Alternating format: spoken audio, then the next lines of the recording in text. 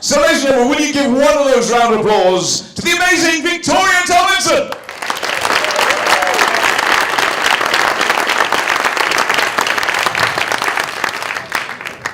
Good morning to, and welcome, the very first Next Up conference.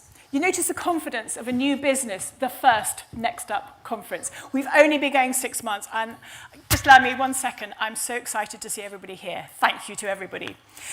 So what's today about? We are about capturing the skills.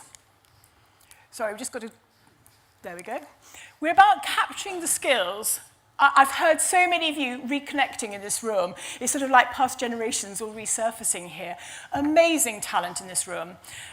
From the generation of wisdom, we're saying. So amazing skills.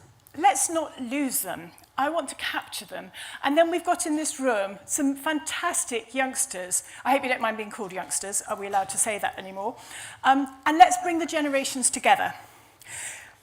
When people leave corporate life, and you will notice I'm avoiding that R word, retirement, we're all fitter, healthier, sparkier than any generation before us.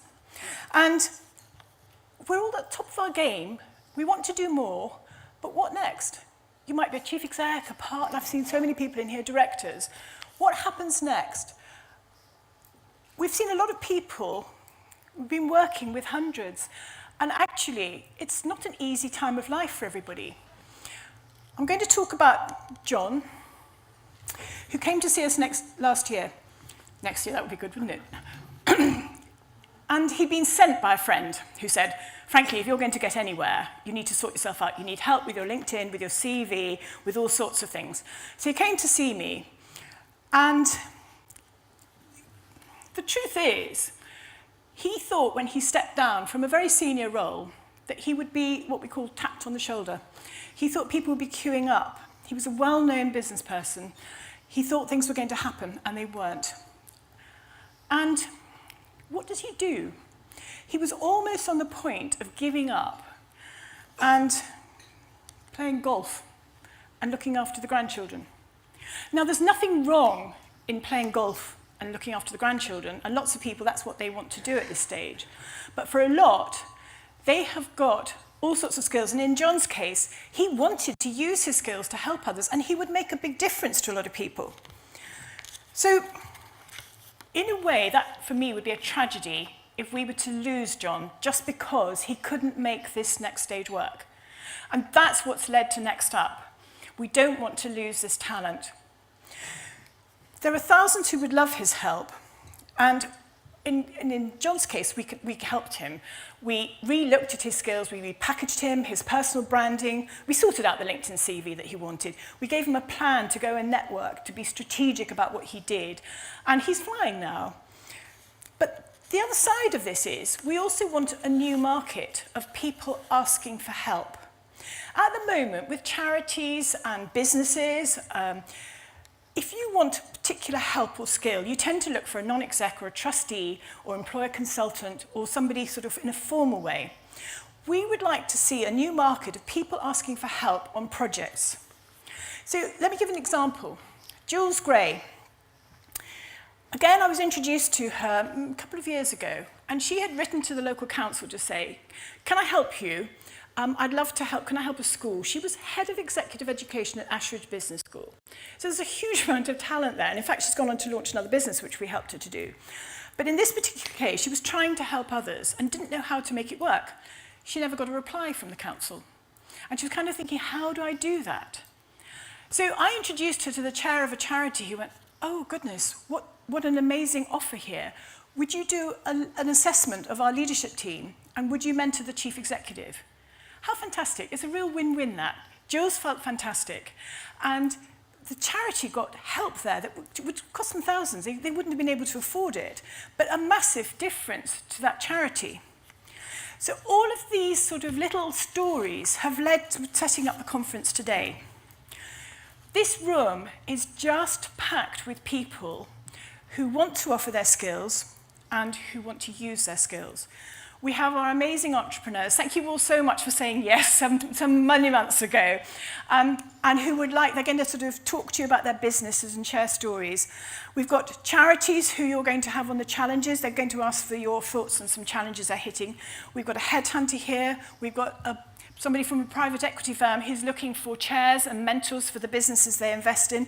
We've even got an organisation you'll hear from later where they're looking for writers, and I bet there's quite a few of you who would like some of those opportunities.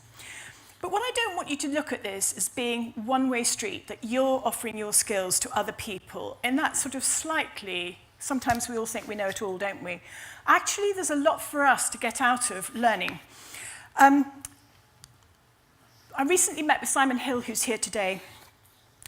He runs, he's a chief exec of a business, 700 million, 550 employees. And he's got involved with an ed tech business. And his story is so brilliant. I said, would you do a blog? So you can go onto our blog after and read the full story. But I'm going to read you just a quick bit from it. He said, when he's working with this ed tech company, I very often find myself thinking, hang on, we wouldn't do it like that. And then biting my lip because, of course, there's a reason why our two businesses operate very differently. The new business is young, dynamic, entrepreneurial, at times chaotic, focused, unpredictable, all the things we're not. I found myself more often thinking, why don't we do it like that? To be honest, I think I'm learning more about how I want to run my business in the future than guiding and influencing their business right now. So what we want is for this to be a two-way learning process. If we're going to stay relevant, we've got to stay open-minded to the new, to new technologies. And that's why I've asked some of the entrepreneurs to talk about the technologies in their business. I hope you will get some sparks of thinking, I could get into this. This is interesting. I want to learn more. The sad story this week of the Yorkshire Post and newspapers going into administration. If we all want non-exec roles or trustee roles, this is sort of a lesson here. 10 years ago, did the board understand what was happening in the digital world? If they had understood, could they not have had better strategies in place? I think most people know they were late to the table in even beginning to understand what was happening. And that's what we want to avoid. If we want these roles, we have to understand what the future looks like.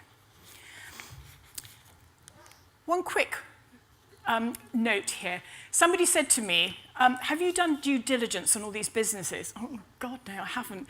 So, a caveat.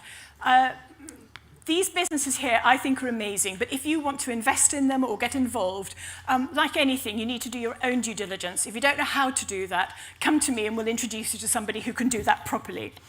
So, today, one of our clients that we helped, she said, I can't believe the difference this has made. She said, it's a magical time of life, and I now feel on top of the world. That's what we want for everybody in this room. It's a magical time of life. Let's get going. Have a fantastic day. Thank you to you all.